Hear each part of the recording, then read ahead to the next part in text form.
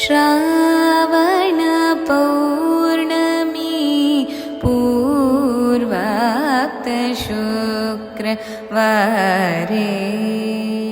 चारुमती प्रभृति पूजिता कारे देवादि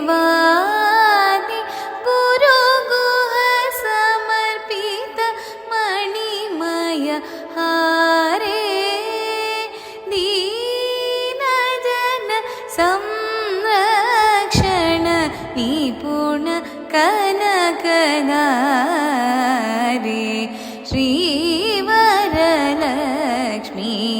नमस्तुभ्यं वसुप्रदे श्रीसारसपदे रसपदे सपदे पदे पदे।